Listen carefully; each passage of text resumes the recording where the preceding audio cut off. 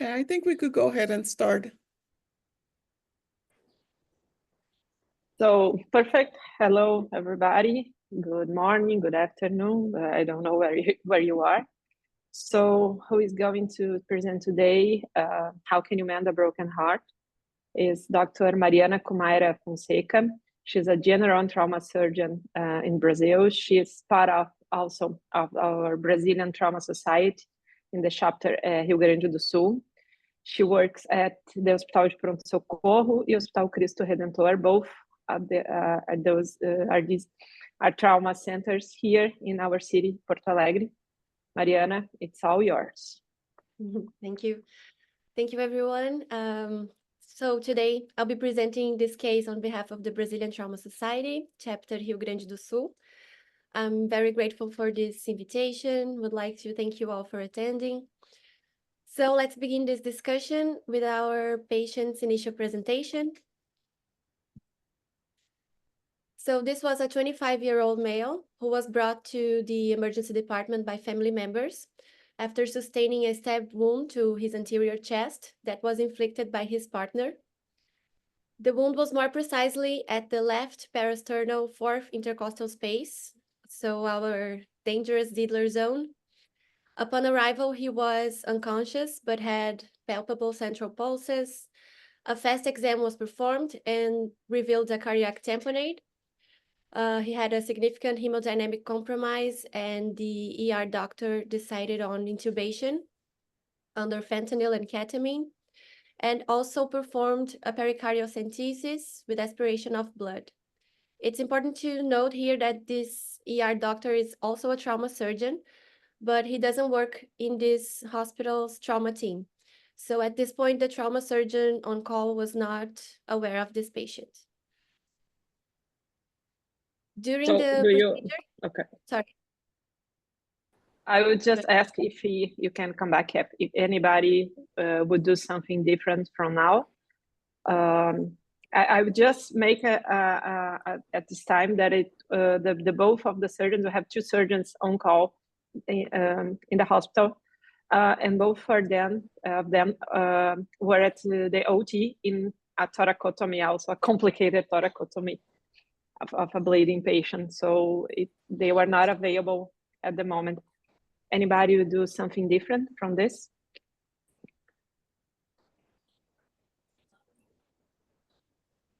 Well, in a stab wound to the parasternal area where you're suspecting cardiac injury, you have to assume the patient has cardiac tamponade, especially if he's low in blood pressure, if he has any of the features of the Beck's triad. But remember, Beck's triad is only positive in 44% of the patients. So it is not a very good parameter to follow. I think you have to use your intuition in a case like this. But be as it may, cardiac injury with a fast exam that is positive for pericardial tamponade, normally you would not intubate a patient like that. But if he is unconscious, then it becomes a different kettle of fish. The reason why he's unconscious is not quite clear. Most likely, if he has only one stab wound and no other injury to the skull, you have to assume that his lack of oxygenation to his brain. So there, in that situation, you have to follow ATLS protocol, which is oxygenation comes first. So you have to intubate a patient, but normally you would not. And the next thing is you have 11 minutes left to salvage this patient. So you have to do something definite to relieve the cardiac tamponade. That is what the London ambulance people have taught me in listening to some of their lectures on the subject. Thank you. Perfect. I have Dr. Steven and Dr. Horacio. I don't know who put the hand first, so please. Dr. Steven? Yes, certainly. So in this case, you say that both surgeons are in the operating room currently doing complicated thoracic cases. Is that right? Yes. Do I understand correctly? Yes. Yeah. Okay. And other staff in the operating room suite who can set up a third operating room. That's the issue. Can they set up a third operating room? And how far is the patient from the OR? If they can set up a third operating room and it's relatively close by, the trauma surgeon aspirated blood, proved a cardiocentesis. So if he can aspirate a little bit more blood to stabilize the patient long enough to make a short trip to a nearby operating theater, fine. Otherwise, he or she should be perfectly comfortable doing an emergency room thoracotomy. In that case, the patient's intubated, and then have them give the patient a little ketamine and do in this case, probably a left anterolateral thoracotomy with a clamshell, and then rapidly expose the injury and get control of it. That would be the plan here. If the patient was even stabilized enough to make a quick trip to the OR, fine. Otherwise, just do it right in the ER. As we said, it was the nightmare of any OT nurse, two open chests to be inside the OT at the same time. At the first that it was already on the OT, it was really complicated. It was a patient with a previous thoracotomy, sternotomy, with a lot of bleeding for I think it was the subclavian venous, and it was really complicated. So that's why we could not have the surgeons. And at that moment, it was not also available the OT to be ready. And that's what Mariana said. We had a surgeon in the ED, so the emergency department. So that's why he decided to do. So and you have also Dr. Horacio, please. Yes, thank you. Yes, I would have done the things a little bit different. As Dr. Cassino already pointed out, these patients are in extremis, and theoretically, a rapid sequence intubation with etomidate is the one that causes the least hemodynamic instability, but it still causes hemodynamic instability. So I will do everything possible not to intubate this patient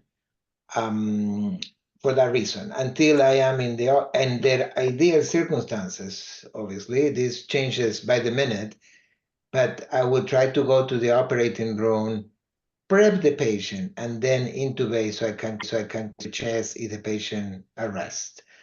This patient is there are 3 grades of pericardial tamponade. He's unconscious, so he is on stage 3 of pericardial tamponade.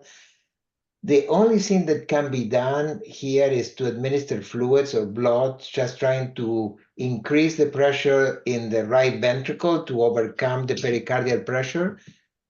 But after that, that will buy you time. And if you can go to the operating room, I would prefer to do this in the operating room, because I prefer every time I can to go through a median sternotomy. If the patient arrests or is I don't have operating room and I need to do it in the emergency department, yes, I will do an anterolateral thoracotomy. I will ask this patient to be intubated if he's unconscious without a rapid sequence, because for the reasons I described before, I would not do a pericardiocentesis. There have been several publications. Was one very famous one I remember by Dr. Ivaturi, which many times is here in this meeting, that pericardiocentesis in penetrating trauma has a worse outcome. Having said that, there is a role for this if you are in a center that you don't have a way to operate on this patient. You will temporize. We have had patients that were transferred from other hospitals with a pericardiocentesis in place. But in general, in an emergency room in a trauma center, pericardiocentesis we don't do. We go straight to the thoracotomy. And I will do a thoracotomy. I know that the recommendation is to do a left anterolateral thoracotomy. I found that the left anterolateral thoracotomy usually give you a very poor exposure for the heart, despite saying that you can repair 95% of the injuries through a left anterolateral thoracotomy. I am probably a bad surgeon because I always have trouble doing that, and I always end up doing a clamshell, or at least dividing the sternum and extending the incision a little bit towards the right to get good exposure of the heart. And what I try to do if I do that is just control the bleeding and go to the operating room. I don't try to fix this in the emergency department. It's too dirty, too contaminated. I would put, most likely in a situation like this, looking at this picture, staples, skin staples there quickly, and transfer the patient to the operating room. And by then, when the cardiac output start increasing, that's the time to give the anesthesia. But that's what I will do here. Thank you. Perfect. Thank you. So, Mariana, could you please? So, during the procedure, the pericardiocentesis, his condition quickly deteriorated, and he had a cardiac arrest with pulseless electrical activity. The ER doctor then performed a resuscitative anterolateral thoracotomy, released the pericardial tamponade, and identified a single laceration to the right ventricle with active bleeding. The wound was repaired in the emergency department with Berlin sutures, and the patient returned to spontaneous circulation in about 8 minutes. During resuscitation, he received 1.5 liters of crystallite, 1 unit of whole blood, and tranexamic acid. Finally, the trauma surgeon on call, one of them went to the emergency department, was contacted, and the patient was then taken to the OR. There was no active bleeding and no need for further sutures to the heart wound. So here, I think Maria would like to bring some questions. This is what was So- done. So just I don't know who said so. So basically, the AD doctor, the emergency department, who is a surgeon, also they did all the dirty part, as we can say. He cleaned it, he did the suture, and then it was in the patient was sent to the OT, and then cleaned, washed, lots of saline, and then it was not closed, the pericardium, and then closed the chest wall and sent to the ICU. Is there anybody who did something different, who would do something different?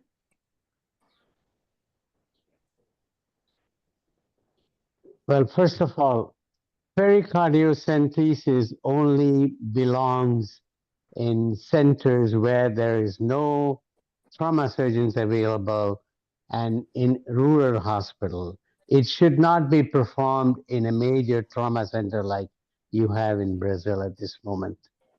And the second thing is that timing is very essential in trying to salvage this patient. You know, like I said, you have about 11 minutes in a patient with cardiac tamponade, cardiac arrest, to get him back to a living situation without the consequence of cardiac arrest. So every minute counts. And if you can cut down on the timing factor here, you will have a successful outcome. The worst thing you can have is to do all the right thing and to find out the patient is brain dead. That will be a horrible thing to happen. So again, time is of essence, so you need to minimize the amount of time doing other thing other than salvaging the patient. The other Dr. thing Horacio? is, one other thing, pericarditis. When a patient has a pericardial effusion and with blood, more than often you will see a clotted blood in there. So more than likely, your pericarditis in the second time won't be successful. So try to avoid that as much as possible. Perfect. Dr. Horacio? So yeah, what Dr. Kasim said is totally correct. Is probably that's one of the reasons that pericardiocentesis doesn't work in acute trauma is because the blood clots very quickly. So even if you see something that you've seen that you can drain, most likely than not, when you put the needle, half of that at least is clot. So it's usually not drainable, and very frequently the needle ends up in the right ventricle, making the situation even worse. So yes, no, pericardiocentesis we never do. But I remember one patient that was transferred from another hospital that they did that, and the patient arrived to us alive. So there are some situations in austere environments, rural hospitals, community hospital without trauma surgery where the pericardiocentesis might play a role because that patient probably wouldn't get there. Volume resuscitation is the key. And after that, I personally, if I take this patient to the OR, I do not close the pericardium. I leave drains in the pericardium, but I tend not to close the pericardium because I don't know, that's the way, mainly because that's the way I train, and surgeons are creatures of habit. The argument is that you can have a recurrence of the tamponade. I don't know if it really happens because any place I practice, we always let the pericardium open. So I really cannot tell you. In this case, it's even easier to avoid tamponade because it will be open towards the pleural space. So I would just leave that open and we put chest tubes and pericardial drainage and come out. Thank you. Perfect. So as I'm not seeing any hands, so please, Mariana, next.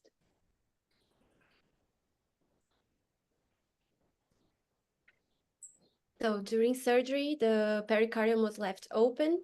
The pleural cavity was irrigated with warm saline solution. 2 chest tubes were placed anteriorly and posteriorly, and the chest wall was closed in planes. During surgery, he received 2 additional units of packed red blood cells and was also on vasopressor. He was taken to the ICU. His hemodynamic condition was stabilizing. The metabolic acidosis and lactate levels were normalizing, and the control X-ray, the left lung was expanded. There was a minimal residual pleural effusion, and at this point, seems like a rather successful repair of a heart wound, and that the patient would now completely recover. On the first post-op day, he had mild parameters of mechanical ventilation. The chest tubes had no air leakage and drained about 400 cc's in 24 hours. However, the intensivists were concerned that he was not tolerating further reduction in vasopressor and remained with moderate doses of noradrenaline, for which a point-of-care ultrasound was performed, and many signs of venous congestion and right ventricular dysfunction were identified.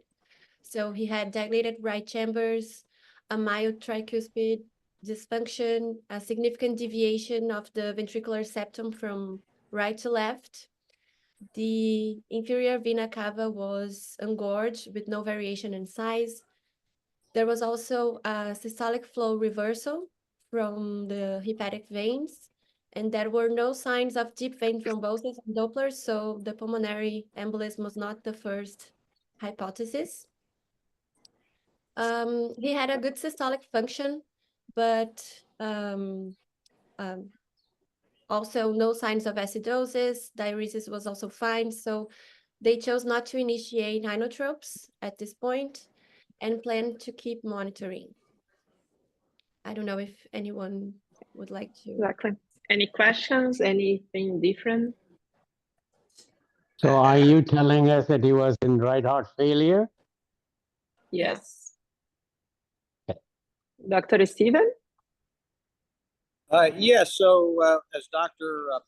Kasim said, right heart failure with venous congestion. So he's on norepinephrine, which is really mostly an alpha agonist. I think he needs epinephrine, and see if you can support him till the right heart failure recovers.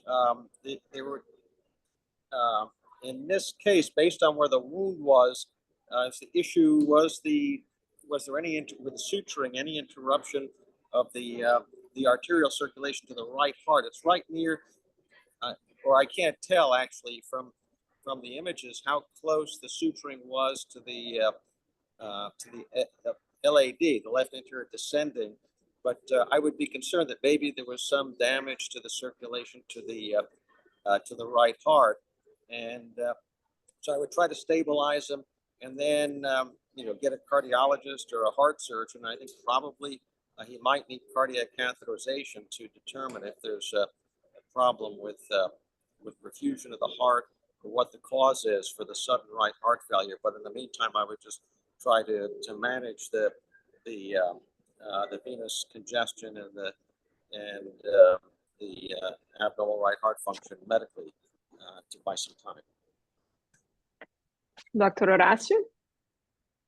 Yeah, a few things. Again, I understand that sometimes we have too many resources here in the States, and I don't want to appear out of touch with the realities. I came from Argentina where we didn't have anything, and now I'm here, I have everything. So I don't want to appear out of touch with realities in different places.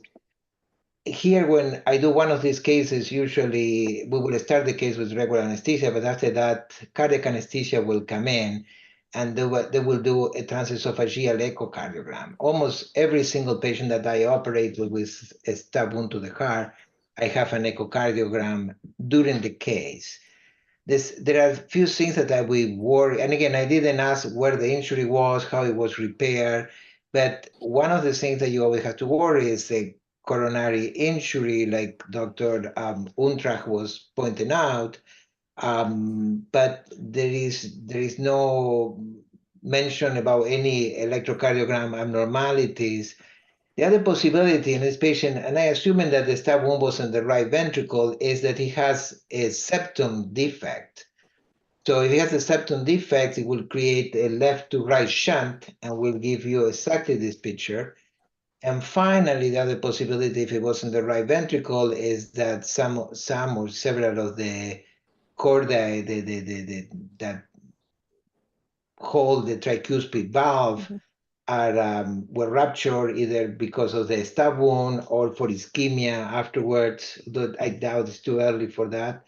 I would think it would be direct trauma. So those are all possibilities. And I think in this case, probably transesophageal echo will give you most of the answers and see what happened, because this is kind of very, very abnormal as a complication. One more thing that I forgot to mention too. If you do an anterolateral thoracotomy and you open the pericardium, you might need to partially close the pericardium, because not completely, but partially, because if you leave it too open, the heart can herniate into the pleural space, which is not fun because essentially it creates really a bigger problem. But I don't think this is the case, but that's something that we were talking before about closing the pericardium or not. If the pleural space is wide open, the pericardium needs to be closed a little bit to prevent the heart from falling into the pleural space. Thank you. Thank you. Mariana? I didn't see anybody. Yeah. Okay, on the second post-op, he began showing signs of deterioration, increasing vasopressor, and then a chest CT scan with IV contrast was performed. And on the third post-op, his hemodynamic condition got worse, and the ICU decided on starting inotropes. His cardiac biomarkers were very high, which could be a response to the wound repair, but the NT-proBNP was pointing to heart failure. The repeated POCOS exam showed a persistent right systolic dysfunction despite the use of the butamine, and he had no ischemic alterations on his EKG, only an inverted T wave in all of the derivations. Does anyone? Mm-hmm. Any questions, anything? I think you can continue. Okay, so I now think we're at gonna- this moment, I think at this moment, and it was me at that day, we are called to see what we can do because the patient was really getting worse. Please, Mariana. now I have the diagnosis. I don't know if Yeah. if If there is any, so it was it, You it was not you put his- that, yeah. I think you can put, because all of this we're gonna be to the most simple thing that we can do. and Dr. Horacio also Yeah. talked about it. Yeah, so in the images that were, just 1 second.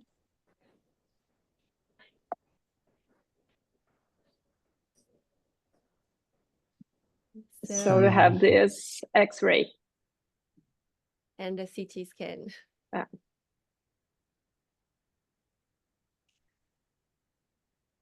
So, any comments, Dr. Horacio? Maybe you should have closed the Yeah. pleura a little bit, I guess.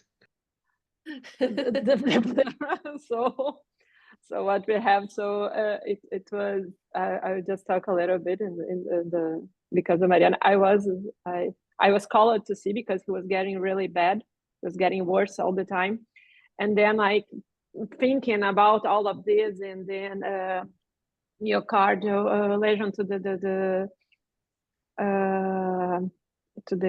coronaries, all of this, and then we saw this X-ray, and I was okay, done, OT.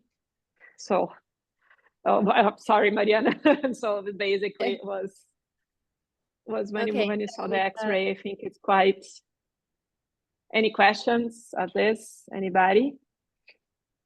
So the opening of the pericardium by the original surgeon. Could you tell us how exactly he opened the pericardium? Was No. it just a longitudinal incision? Probably yes. Probably yes, because he is a trauma surgeon, a trained trauma surgeon. But I'm not. It was not described, but it was a long one, longitudinal long one. Yeah. Right. Yeah. And also the patient, as you can see, he's really thin. He is like this. So even we can see by the contour of the patient what he looks like. So even it was a probably long one to have the heart in to have a good view of the heart. I am guessing that my guess it would be that being a trauma surgeon, he opened anterior to the phrenic nerve and did a Right. long incision to get access. And Mhm. this is the reason I really hate the anterolateral thoracotomy. And the last time that we remember one. We used to have this meeting on Fridays, and on Friday we have the discussion, and I say, I hardly ever do an anterolateral thoracotomy. It's a horrible incision. I always do median sternotomy. And that night I went and I did an anterolateral thoracotomy. That was a disaster.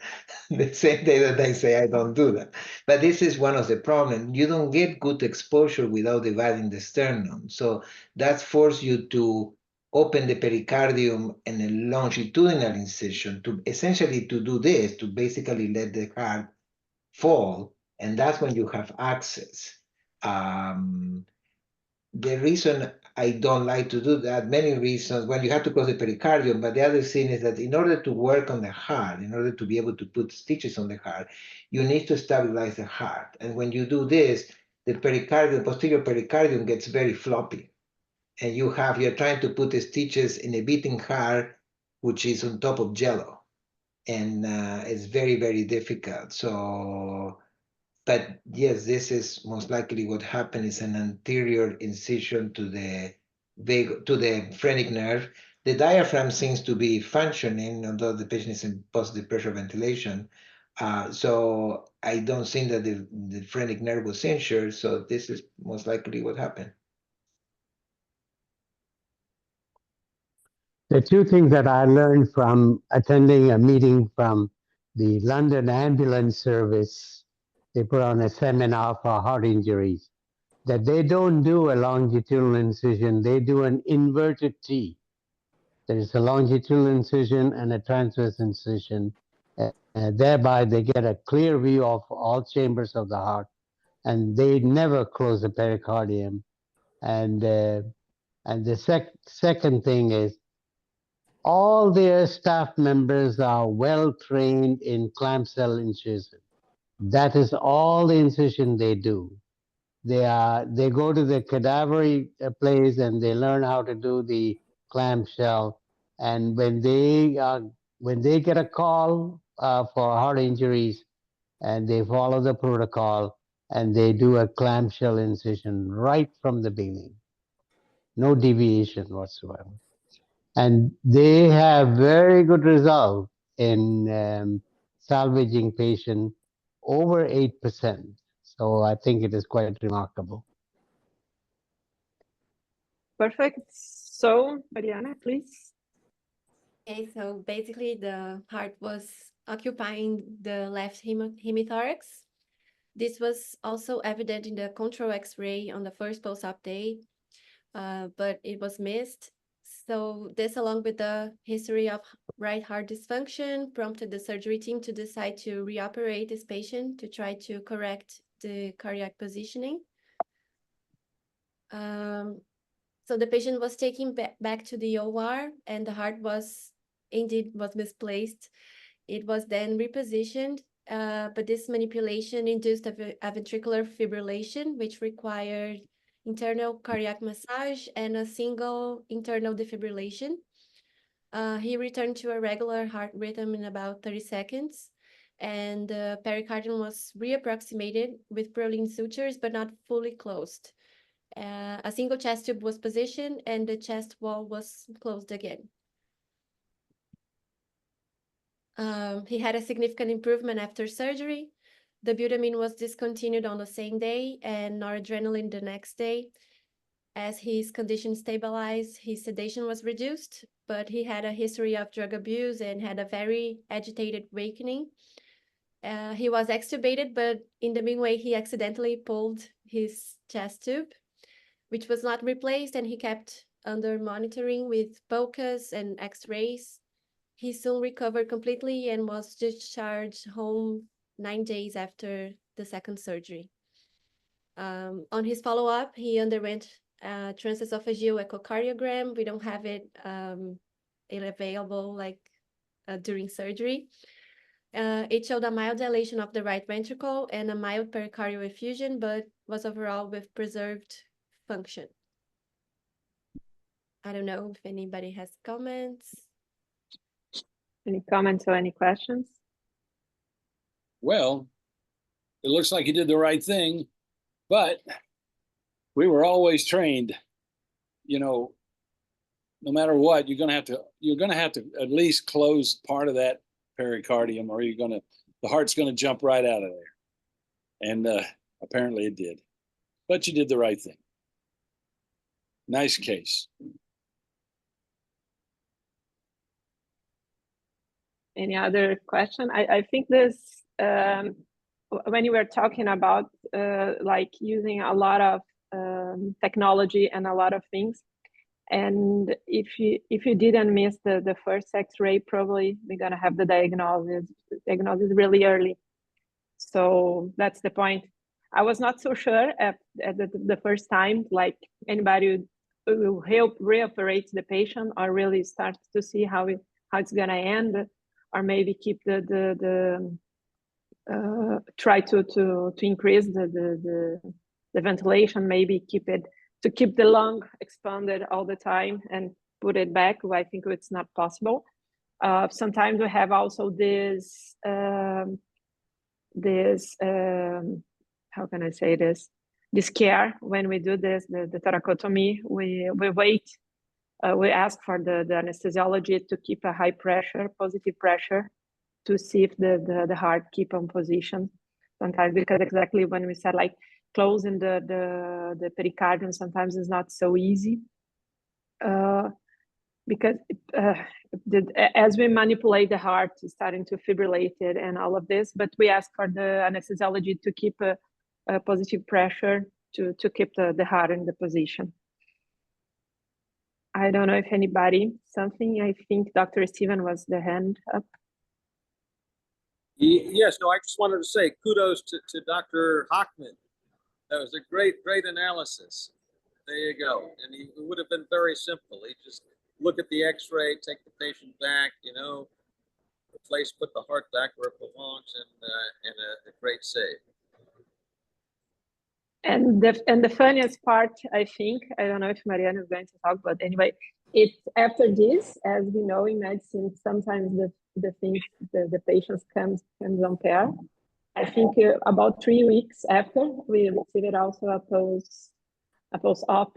Also, it was done in another hospital with the same problem, with the same issue. So yeah, exactly. We have the same. So it just, okay, we learned from the first. We take a look at the x-ray, all the same issues like right cardiac failure, and we just like saw the x-ray, okay, OT, done. It was pretty much the funniest. Anybody? Nothing like experience. 1, 2, 3. I've seen this before. Yeah. Exactly. Nice case. Very good.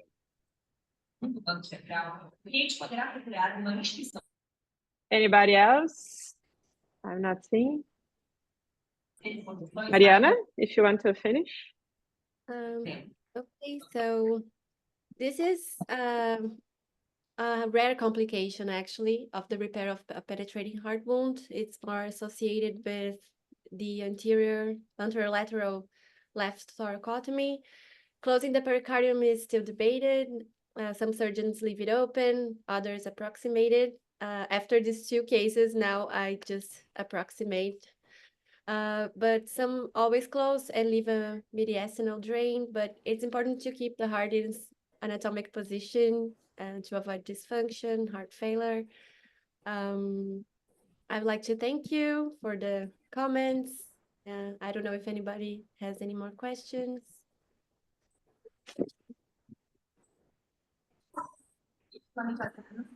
Great presentation. Thank you. Thank you very much. Thanks again. Thank you. So in the name of the Brazilian Society of Trauma, and especially our chapter, Rio Grande do Sul, I would like to thank you the presence of everybody, and I think we can finish this meeting. Thank you. You guys do good work. Thank you. Thank you, everyone. Thank you. Great job, Mariana. Great job, Maria Fernanda. Thank you very much for that. Thank you. Great case. Thank you.